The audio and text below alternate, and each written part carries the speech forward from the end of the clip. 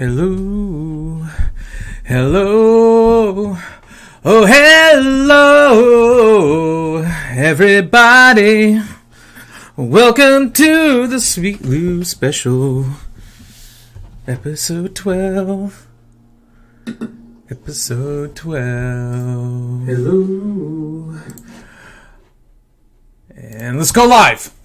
Great. Hello. Welcome, everybody. Good day. Happy Wednesday to everyone out there. I hope you all are enjoying your week so far. Getting that daily hustle in. Working hard. Hardly working. Whatever the case is, keep doing you. I hope everyone's enjoying their week so far. Thank you for stopping by. Coming in to watch my live feed. Getting on my YouTube channel. Really enjoying all the love. I got plenty more episodes out on my channel. So hey, it's up to you. But I would love it if you guys would subscribe to my channel. That way you guys can get the updates on what goes on with the Sweet Lou Special. All the newest episodes. All the newest content. I'm working on some more content for everyone to watch and to enjoy. This Saturday, I should be trying to get a special segment going on with an interview and kind of a dual cast with a friend of mine, real good friend of mine for many years. Or maybe I could try to get in another episode of the Northwest Cali Boys. Maybe all of it all together. But I'm working on it. It's just Wednesday. Unfortunately, for tomorrow, I'm not going to be able to get on a cast for live because I got a busy schedule tomorrow. I got lots of things going on. But definitely the Monday through Wednesday, you can expect me at 11 a.m. Pacific Standard Time, going live here on YouTube. Unfortunately. Uh-oh. Review and cut in another episode. Oh, and that's the problem. There we go. All right. 11 a.m. Pacific Standard Time. Catch me here. Or, if you miss it, hey, sign up on my Facebook page. Follow it. Like it. You guys can get an instant replay of today's episode at 12:15 p.m. Pacific Standard Time. And if you guys like the Facebook platform more than YouTube, then hey, you catch all my videos on there. And if you haven't followed my Facebook page, you can find me at the Sweet Lou Special. Information down below into the description. Or and you can follow me on my Instagram account at SweetLou777. That's SweetLou777. Alright, but again, and I'll reiterate this at the beginning of every episode, I'm doing my best and get everything better for everyone to watch and enjoy.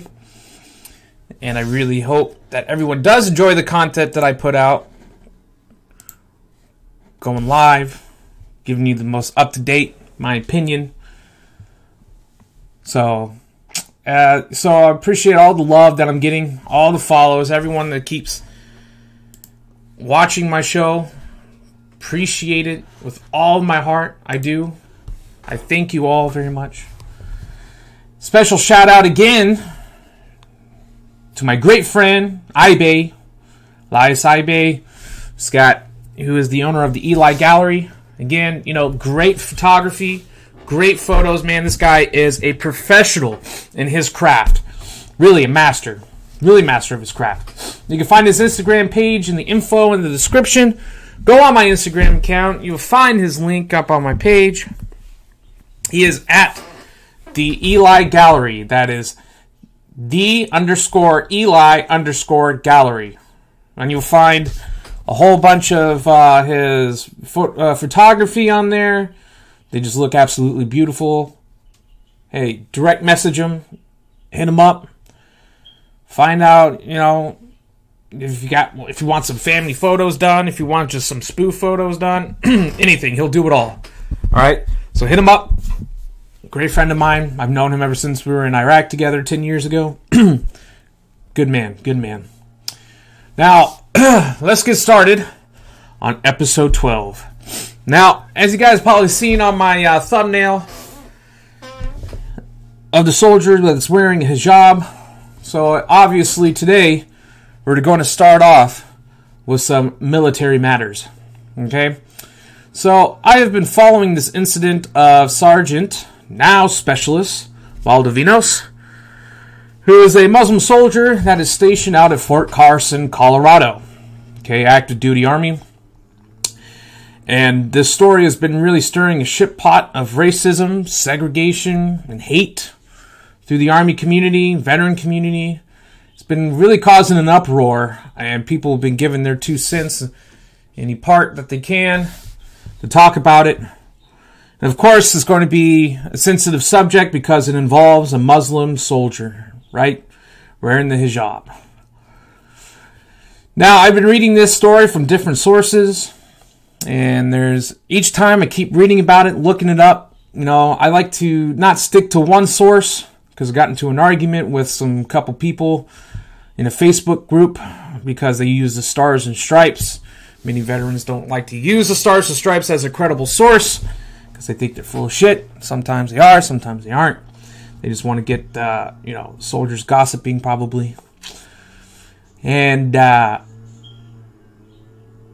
so every time I'm reading this, there's a finer detail, small details, nothing that really changes the story completely, but small things that keep changing into what I'm reading. So it's starting to give me a little bit of concern about what's really going on with this matter.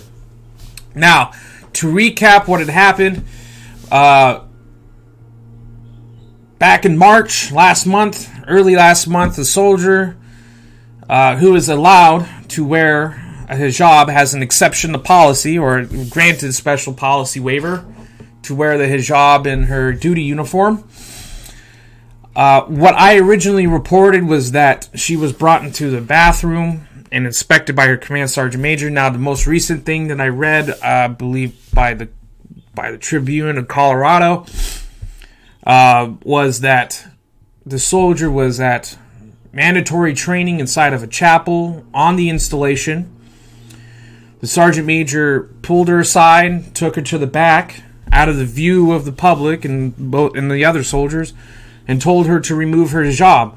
Now, regardless if it was a bathroom, behind the chapel, whatever, what we all agree on and what I've seen on every story that I've read so far, that the soldier was not put out in the public view of removing her hijab, but instead was brought into privacy and told to remove it so that her hair can be inspected. One source that I read stated that she had previously been in violation of her hair grooming standards according to Army regulation, and it specifically states that even if you are allowed to wear the hijab, your hair still has to be groomed within regulation.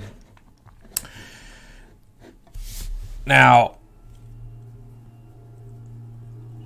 let's see here. So she was brought aside and was ordered to inspect her hair. I think it was within regulations, but Specialist Valdovinos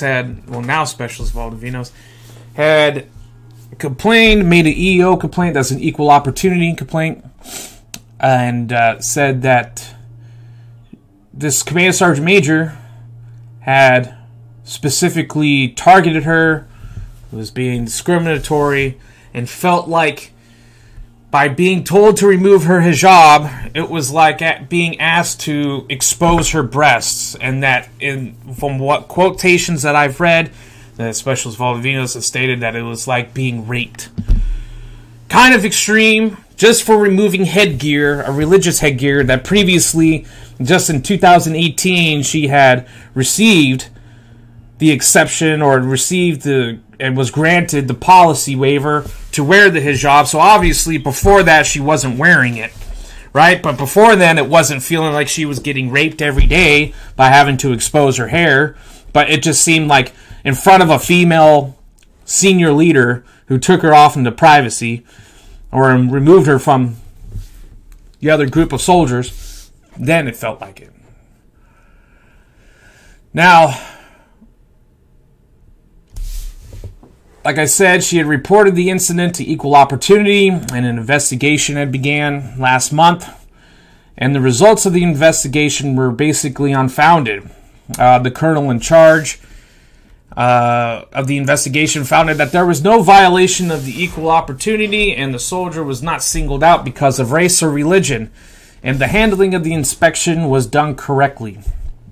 The newest update is that former Sergeant Valdovinos was given a field grade Article 15 with reduction to rank to specialist, and I believe forfeiture of pay and allowances. Well, I think just forfeiture of pay, half month, and extra duty, I'm sure, was given as part of the incident.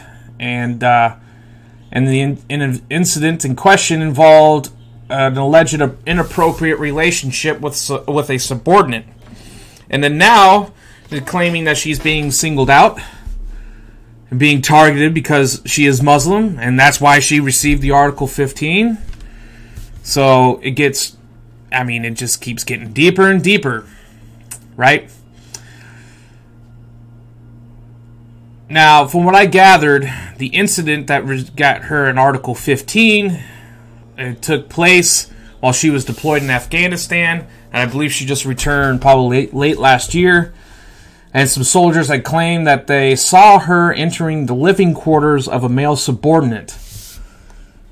One source I read, I believe it was Army Times, Specialist Valdovinos claims that she was taking her soldier back to his living quarters after getting his wisdom teeth pulled out. And this was, again, allegedly downrange. Now, first thing, I don't know if wisdom tooth extraction is an actual procedure that can be done downrange. I'm assuming she was in Bagram, probably one of the bigger posts out there in Afghanistan. Maybe they can do that now. It's possible. I'm not certain. To me, it seems kind of iffy. Why would you go downrange? That's usually wisdom teeth extraction is a procedure that's done prior to deployment. I've had mine after, but not during. That just goes to show you that probably the mission that was being conducted down there was not so high priority, but you never know. I might be wrong. Second thing, and now if this was the case, that this incident did happen downrange and it happened in Afghanistan,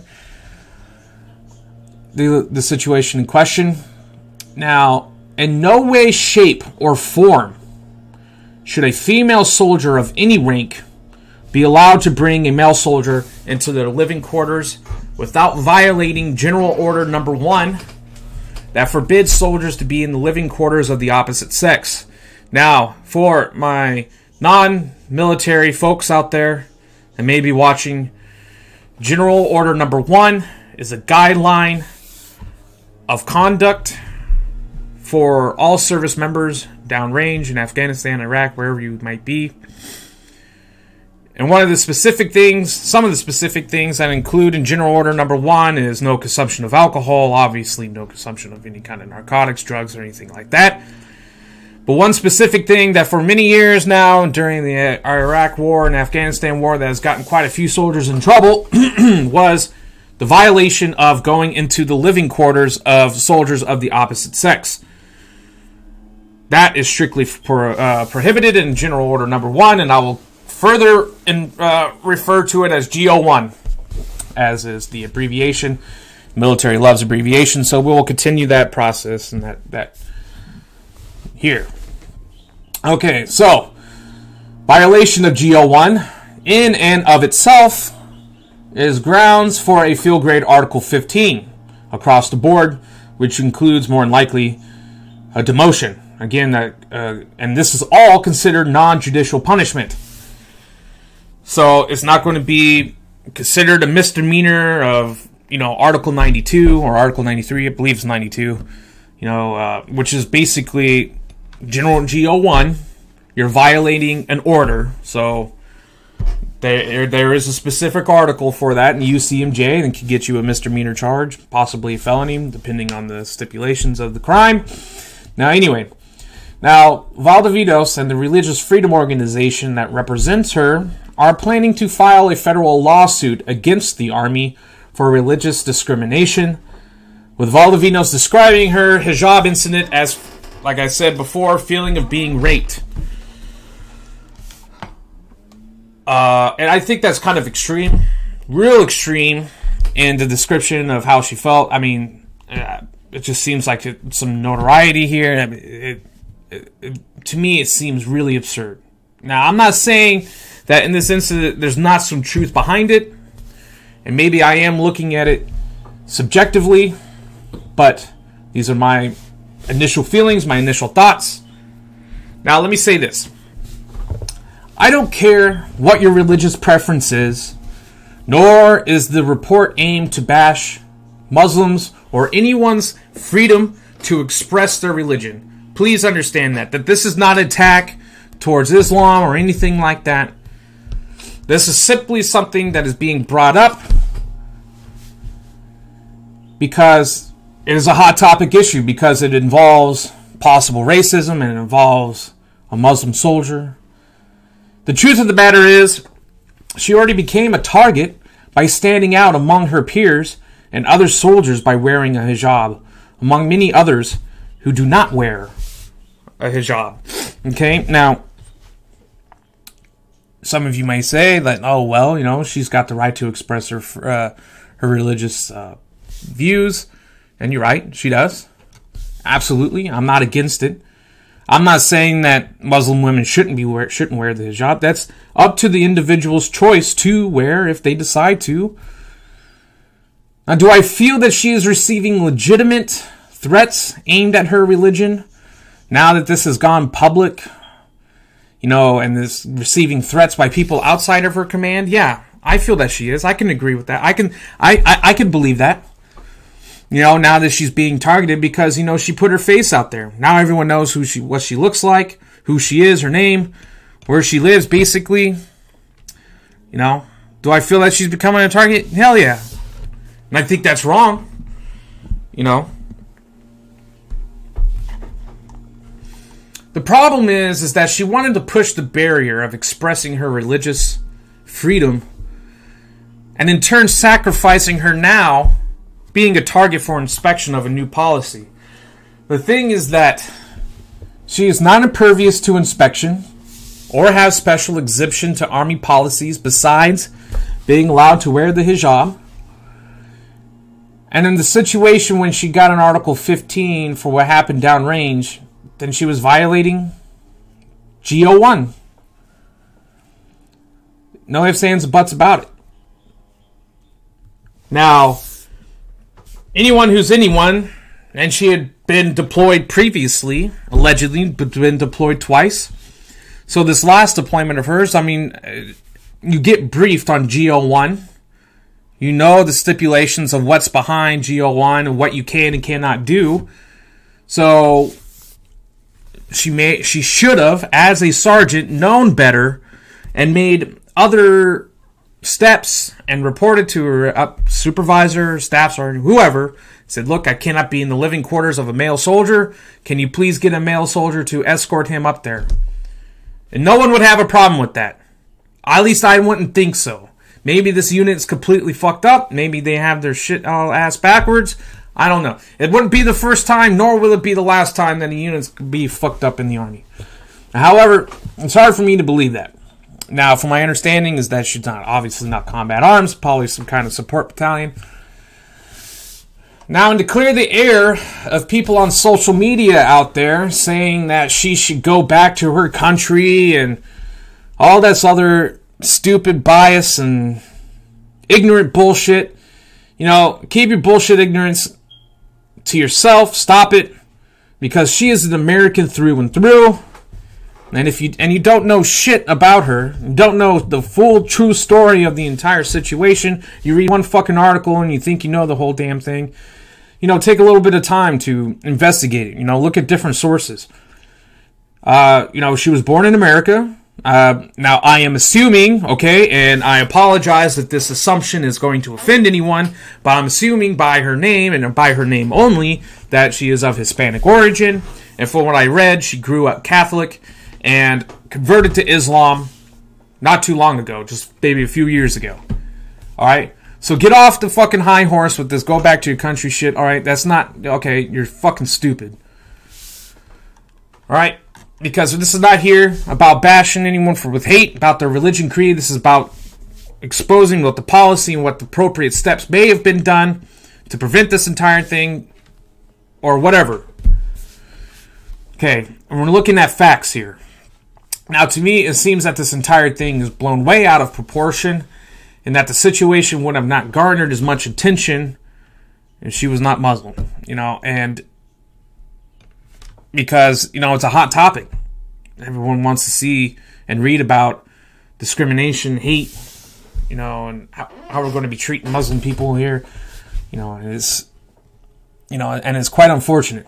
Now, and there are not many Muslim women who, there are many Muslim women out there who choose to not wear the hijab, and again, and decide to only wear it during their religious practices, which is their individual prerogative. That's their choice. Not everyone feels that, that they have to wear it. Not everyone feels that they have to wear it. Whatever. Back and forth. So that is truth. Not every woman decides of Muslim faith wants to wear the hijab. And that, whatever. I mean, that's, they have the right to practice freely in what they believe. But my questions are this. Now, how are you supposed to handle the inspection of a soldier who wears a hijab in uniform? Okay? Where is there the outline, the guidelines? What if the sergeant major was incorrect? What maybe she was wrong? What is the right steps of handling that? Now, again, when it comes to senior leadership, they usually tend to be hard charging, especially command sergeant major. Sergeant majors love to get in that ass, on the spot corrections. And that is the job of a non-commissioned officer, is to check others, make sure everyone's doing the right thing and they're within regulation. Right? So what is the right steps for doing that? Are we supposed to just, this woman's wearing a hijab or the soldier's wearing a hijab, we can't touch her, because, I don't want any kind of backlash on me for being some kind of racist or Islamophobe or whatever. No. That kind of fear, if that's going to be the first thing in your mind, something's already wrong. All right? Now, are you supposed to let them, get away with their violations of Army regulation? Are they supposed to go unchecked? Is it fair? No, it's not fair. As being an individual, in an organization that's all about unity and about accomplishing the mission together. Now, and is it someone's right that is it right that someone's religious preference takes precedence over serving in the Army and accomplishing the mission? Does someone's religious values really supersede the Army values? Now, where can we draw the line of equality and doing your duties as a soldier? Now, does her religious views contradict the requirements of serving in the military? These are important questions to ask. And then it comes to personal choice. You have to look at yourself and realize, hey, if I have my strong faith, does serving in the Army going to contradict that? Will it make it difficult for me to express my religious views? Then maybe you shouldn't be in the Army. You don't have to serve. And I hate to say it. And for people out there that believe that everyone should have the right to join the military, the military can discriminate those from joining. If you're a criminal, if you're physically unfit to perform your duties, and for many years, if your religious views contradict you performing your duties as a soldier, then yes, that can prevent you from serving. Conscientious objectors not allowed in the military because they view that killing is wrong. Now, that's how you get away with it. Get out. And here's an interesting fact for you guys that didn't know this, but during Ramadan, which is about a month-long ordeal of fasting during the day, eating very little when the sun goes down, there's exceptions to those who are allowed to perform the duties or the religious practice of Ramadan. Now, if you're a soldier and it's important for you to be healthy and fed during the day, you can eat during Ramadan. There's that exception. If you're a pregnant woman, you're exempt from fasting during Ramadan. If you're a child, you're exempt. If you're an infant, you're exempt from fasting during Ramadan. There's these exceptions. Now, wouldn't you think that if you're a female serving in the military that you think that there might be an exception to wearing the hijab because you have to perform your military duties? Now, excuse me if this sounds kind of ignorant, but wouldn't Islam prohibit a woman from serving in the military and even give the perception alone of an inappropriate relationship with another man that is not her husband? Now, I feel from everything that I've gathered that she wants to pick and choose what parts of Islam she wants to practice. And you know what? That's her choice. No one can tell her what to practice, what to believe. But she must understand that if wearing this hijab is going to conflict with her religious beliefs in the army, then get out. The army don't need you. You don't need the army. It's true. You don't. Neither one does. Someone else will take your spot. And the army goes on. Life goes on. The sun will rise again tomorrow. Because, hey, you are going to be inspected. You know, you will have to wear a helmet. Or put on a protective mask. And you will have to train and get dirty. That's all things that happen in the military, in the army. Now, will removing the hijab conflict with her being combat effective? And will it remove her from participating in training? These are all viable questions, man. This is what we need to be looking at. Instead of making it a race issue, make it look into being combat effective. And that's what you're in the army for. Deployability, being able to fight and train. And if you get offended by having your hair checked under the hijab, what do you think it's going to be like further in your military training? And other deployments? The only thing I have to say is get over yourself and carry on with the mission. Now again, there's probably going to be more updates as this situation goes on. Will she sue the army? Good luck. I don't know what's going to come of it. Her lawyers seem to be blowing this out of proportion to make it sound terrible, to make it sound racist, like every other fucking thing that goes on. And it's unfortunate. It's just bringing discredit upon the army. She's only thinking of herself, I think. But maybe what I'm doing is just blowing smoke. Maybe I'm just, from what I'm reading, maybe I'm just jumping to the wrong conclusions. Maybe I'm completely wrong, and what happens down the road and what actually resolves is going to be a complete 180 from what I'm thinking and my initial thoughts on this entire subject. Maybe that's going to happen. Who knows? But the only way that we're going to find out is just let time go and see what happens. I would like to get your guys' opinion on it. What do you think? I mean, are these, completely acceptable questions to be asking about this situation? What are your stance on it? What's your point of view? Stay in, get out. Hey, if my religious practices, my religious views going to conflict with the army values, does the army have the right to have to accommodate for me? Or because what if I don't want to shoot and kill? What if I don't want to train? Where are we drawing this line of accommodation for the military and being combat effective? Okay? I'd like to get you guys' opinion on it. Please let me know. Feel free to comment. Hey, you can direct message me, whichever. I'd like to get you guys' opinion. Now, to go on to some good old President Trump news. Now, Attorney General Barr has announced that he suspects that the Trump campaign had been spied on.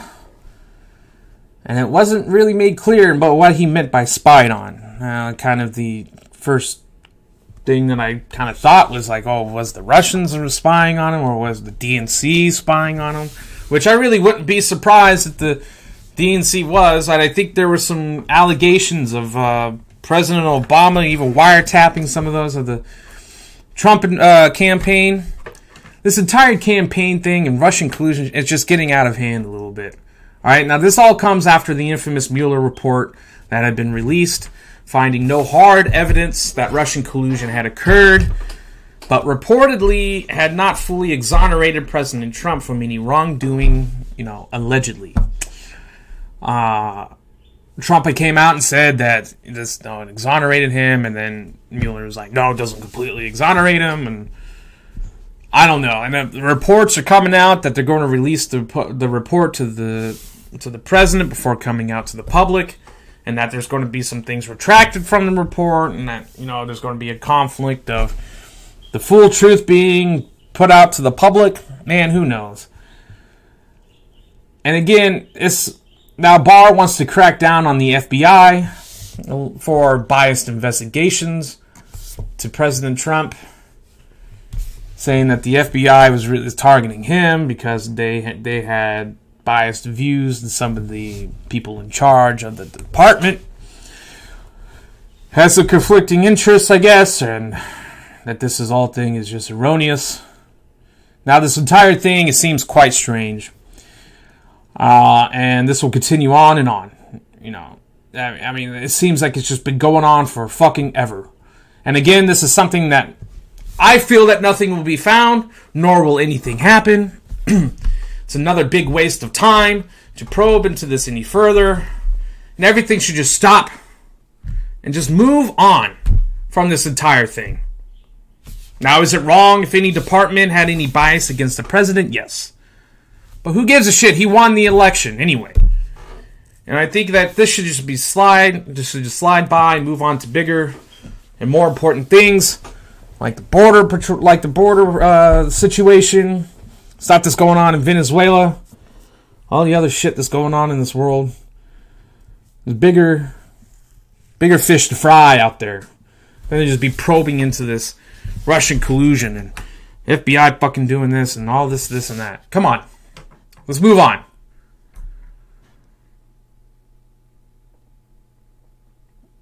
Now, it should be pointed out publicly that if there was any wrongdoing by any group that may have allegedly spied on the Trump campaign, if it's true,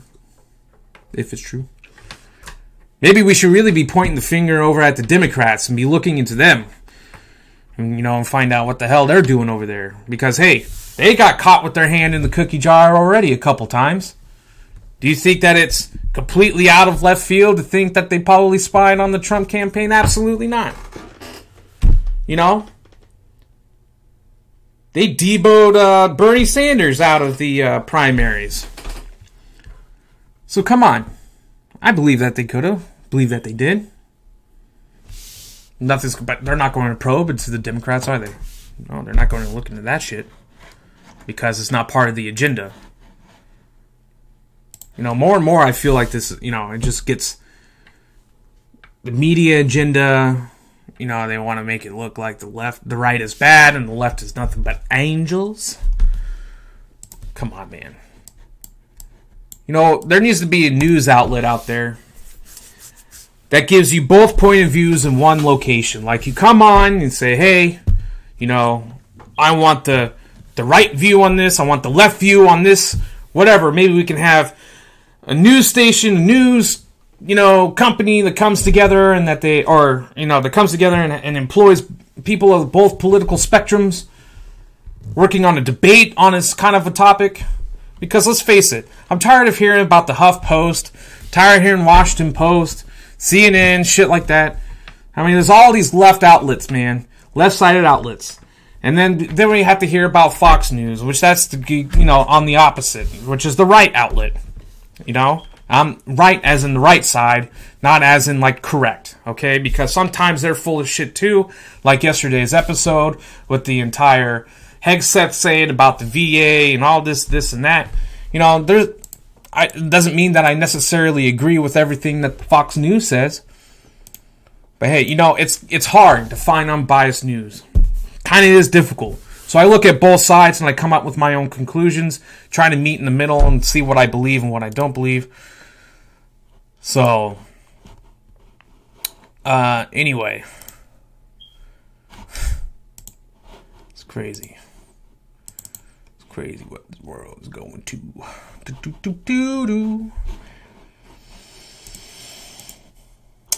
All right.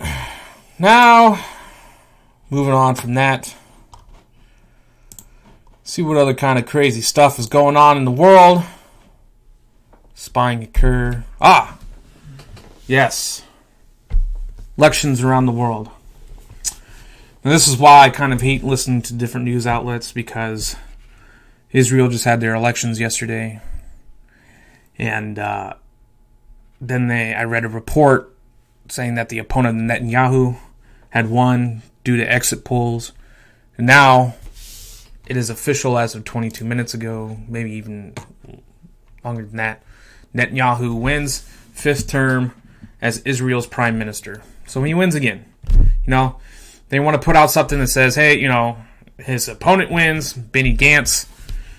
And then I read, Netanyahu wins again. So that's going on. Ukraine's going through their elections as well. Poroshenko and his opponent, I don't know who his opponent is. People close to me, they follow the Ukrainian elections closer than I do. And that's going on with the years-long war that they're having over there in the East. And that shit needs to get fixed, because it's just tearing the country apart. The world, man, it's hard to find peace. Now on to some last bit. Kind of funny. Maybe you've heard of it, maybe you haven't. I'd like to share it. Oh, let me see here. I gotta get the picture ready. Alright, so reportedly, the 3-year-old son of a DC journalist has had his father's iPad locked for over 48 years, or 25 million minutes, after repeated attempts to try and unlock it. Yeah, kind of made it sound serious, but it's not. It's just a little bit lighter, kind of funny. So basically, a 3-year-old boy got a hold of his dad's iPad and just finger bashed the hell out of the password until there was over 25 million minutes said that it's disabled, and try again in 48 years. Now, I find it really funny. And I think there are many parents out there that can sympathize with this man on what it's like to be the parent of a 3-year-old, which I am a parent of a 3-year-old. And let me share the picture, because it's quite funny, I think. Right there. Someone called bullshit on it, and then he took a screenshot or a picture of it. iPad disabled. Try again in 25,536,442 minutes. Oh, man. Kind of funny.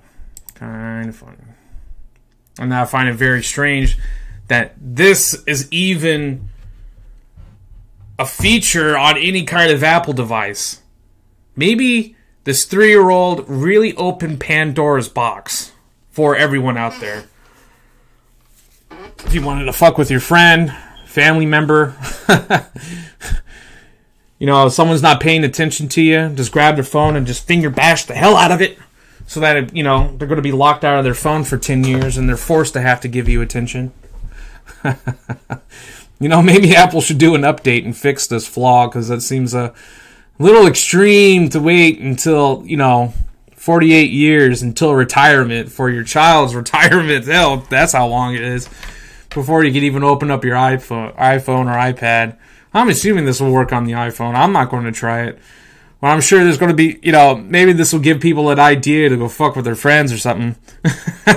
Hey, your teenager doing, getting in trouble at school, grab that phone, lock them out for the next 6 months. And then they're forced to. What are they going to do?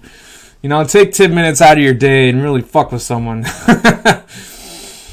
Yeah. But, that's going to conclude today's show. We got some good time in.